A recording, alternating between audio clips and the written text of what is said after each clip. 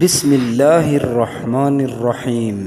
اللہ کے نام سے شروع جو بڑا مہربان اور نہایت رحم کرنے والا ہے۔ اسلامک سٹوریز چینل کے پیارے دوستو، السلام علیکم۔ محترم عزیز دوستو، آج ہم آپ کو حضرت ابراہیم علیہ السلام کی آزمائش کا واقعہ سنائیں گے۔ یہ اتنا خوبصورت واقعہ ہے کہ اسے سننے کے بعد انسان کا ایمان تازہ ہو جاتا ہے۔ آپ سب دوستوں سے گزارش ہے، اس واقعے کو جاننے کے لیے آخر تک ہمارے ساتھ رہیے گا۔ ایک مرتبہ اللہ رب العزت نے حضرت ابراہیم علیہ السلام کو بہت مال و دولت سے نوازا۔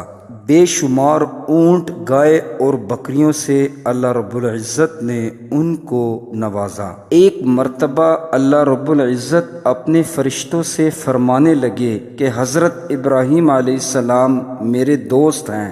اس پر فرشتے فرمانے لگے، اے رب کریم، جب کسی انسان کو اتنے مال و دولت سے نوازا جائے تو اسے تیرا دوست تو بننا ہی ہے۔ اس کے بعد اللہ رب العزت فرشتوں سے فرمانے لگے کہ آپ جاؤ، بے شک میرا خلیل کا امتحان لے لو۔ اس کے بعد ایک فرشتہ حضرت ابراہیم علیہ السلام کے امتحان کے لیے ان کے پاس پہنچا تو آپ علیہ السلام اپنے بھیڑ بکریوں کو چرا رہے تھے۔ اس کے بعد وہ فرشتہ ایک جگہ پر چھپ کر بیٹھ کر آپ کو دیکھنے لگا۔ اس کے بعد وہ فرشتہ اونچی آواز سے یہ کلمات پڑھنے لگا، سبحان اللہ والحمد للہ ولا الہ الا اللہ واللہ اکبر۔ اس کے بعد حضرت ابراہیم علیہ السلام فرمانے لگے، یہ کون شخص ہے جو میرے رب کا ذکر کر رہا ہے؟ اس کے بعد آپ علیہ السلام نے اس شخص کی تلاش شروع کر دی۔ آپ علیہ السلام ڈھونڈتے ڈھونڈتے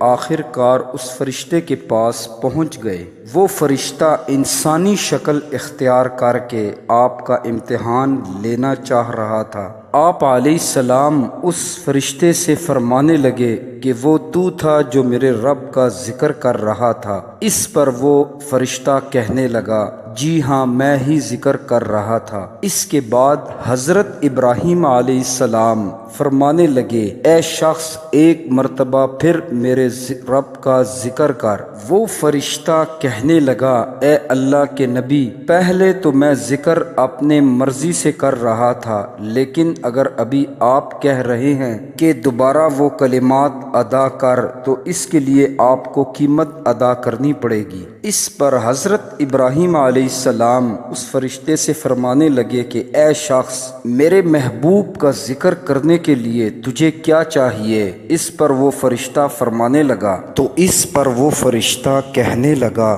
میں تبھی اپنے رب کا ذکر کروں گا جب آپ مجھے اپنی ساری بکریاں دے دیں گے۔ اس پر حضرت ابراہیم علیہ السلام فرمانے لگے، بس اتنی ہی قیمت ہے تو جاؤ میری ساری بکریاں لے لو اور مجھے میرے محبوب کا ذکر سناؤ۔ اس کے بعد اس فرشتے نے ان الفاظ کو دہرایا۔ پھر حضرت ابراہیم علیہ السلام فرمانے لگے کہ ایک مرتبہ پھر میرے رب کا ذکر مجھے سنا۔ اس فرشتے نے پھر اللہ کا ذکر کیا۔ اس کے بعد آپ علیہ السلام پھر اس سے کہنے لگے، ایک مرتبہ پھر سنا۔ اس فرشتے نے پھر جب ذکر سنایا، اس کے بعد وہ فرشتہ کہنے لگا، اے ابراہیم علیہ السلام، آپ کی دی ہوئی قیمت پوری ہو گئی، اس کے بعد اب میں ذکر نہیں سنا سکتا۔ حضرت ابراہیم علیہ السلام فرمانے لگے، ایک مرتبہ پھر سنا دے۔ اس پر وہ فرشتہ کہنے لگا، آپ کو قیمت دینی پڑے گی۔